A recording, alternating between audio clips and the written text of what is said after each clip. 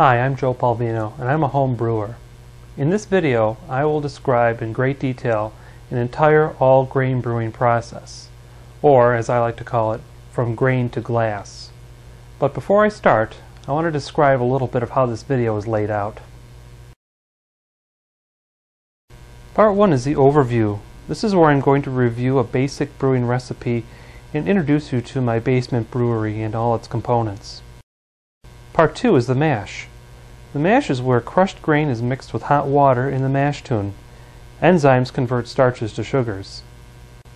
Part 3 is the sparge. This is where sugars are rinsed from the mash and accumulated in the boil pot. Part 4 is the boil. The boil is where wort is boiled and hops are added. This takes about an hour. Part 5 is the chill and the yeast pitch. Boiling wort is quickly chilled to a temperature that's comfortable for yeast. Then the yeast is added and fermentation commences. Part 6 is fermentation. Yeast consumes sugar and makes alcohol and carbon dioxide. This takes a couple weeks to a month. Part 7 is packaging. This is either bottling or kegging. Since I like to keg, I'll show you how to do that. Finally, Part 8 is evaluation, also known as drinking. Let's take a moment to look at the recipe that we'll be making today. Here's a recipe for an English pale ale that I like to make. It consists of 10 pounds of pale ale malt, 1 pound of wheat malt, and 1/4 pound of crystal malt. These grains are crushed and added in the mash tun with the hot water. For hops, it calls for 1 ounce of target hops for 60 minutes, and for the last minute of the boil, 1 ounce of Kent Goldings. The yeast used is yeast 1335, which is called British Ale 2, and I've made a starter from this. Mashing occurs at 152 degrees, and it goes for 60 minutes. After it's chilled, the wort in the fermenter should come in right around 1056. I don't know about you, but I'm ready to brew some beer. Let's go.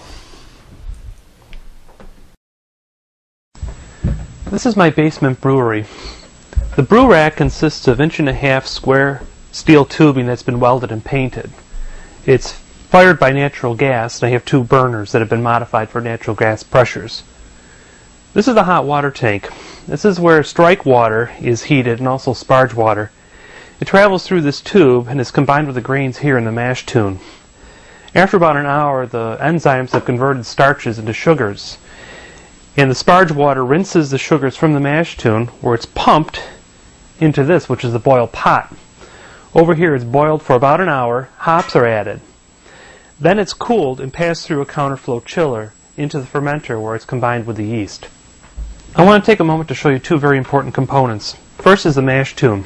This is simply a 5-gallon insulated cooler. And inside, if you can see, there's a slotted copper manifold. This will help keep the grains in the mash tun when sparging is occurring. The second important component I want to show you is this, which is the counterflow chiller. I'll demonstrate this in a little more detail when it comes time for it, but it consists of a tube within a tube. The hot wort flows through this inner copper tube here in one direction and comes out here, and at the same time cold water is passed through this outer tubing in the opposite direction.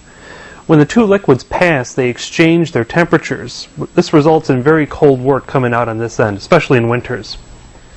As I mentioned, I use natural gas, and especially when doing this indoors, it's really important to have proper ventilation for the carbon monoxide, the heat, and the water vapor. So I developed this ventilation system. It consists of a piece of plywood with 2 box fans mounted on it. Whenever the flame's on, these fans are running at high. Additionally, I keep a carbon monoxide detector and a fire extinguisher close at hand. I also have a cordless phone, so I don't have to run upstairs in case the phone rings. I've started heating my strike water. That needs to reach about 165 to 168 degrees in order for it to equalize to 153 in the mash tun. While we're waiting, now's a good time to crush the grain. I've measured my grain according to the recipe. It's now time to crush it. Some people like to use the crank. I prefer to use one of these. Just hook it on and run it. The strike water is heated now to about 165 degrees, so it's ready to be combined with the crushed grain in the mash tun. The ratio I use is about 1 quart per pound of grain. Since I have 11 pounds of grain, it calls for about 11 quarts of water. So what I'll do is I'll start filling this up to 11 quarts and then add the crushed grain.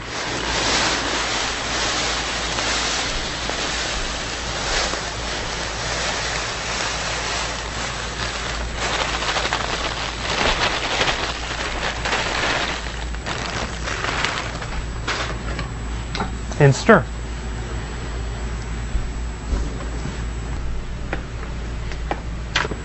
Now that the grain is thoroughly stirred, I'll take a temperature reading. We should be right around 153 degrees.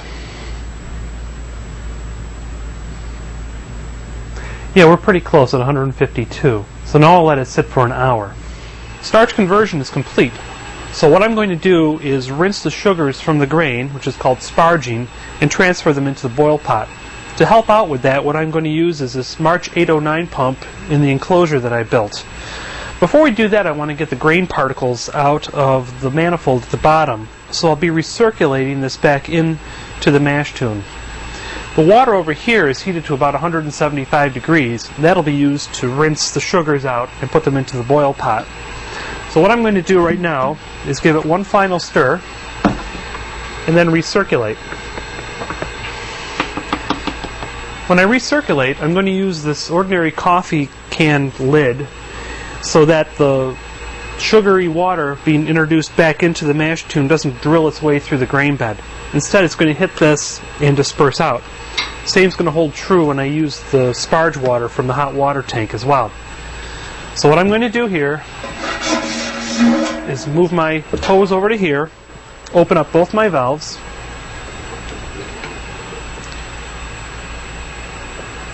close that one. Now I'm going to start my pump and slowly crack open this valve until it runs clear, which is right there. Close this valve. Doesn't take much. And move it over into the boil pot. Secure it with a clamp. Start my water flow. And then begin sparging over here. The goal of fly sparging is to try to match the input to the output so you maintain at least an inch or two of water over the grain bed. It's no longer necessary to stir, so I'll just let this run until it fills up the boil pot. After about an hour, I'll light the fire under the boil pot. The goal here is to accumulate about 6.5 to 7 gallons in the boil pot. And the reason I want more for a 5-gallon batch is because over time there's going to be evaporation losses. Here's a good overview of the fly sparging process.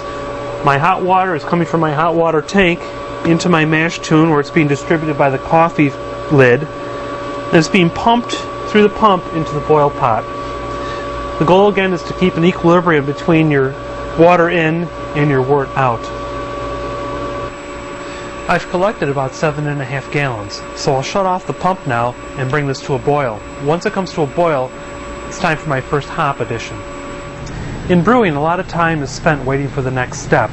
So while I'm waiting for the wort to come to a boil, I filled up my mash tun with a solution of water and powdered brewery wash, or PBW. I'm going to pump that through the counterflow chiller, which will clean out the inner copper coils.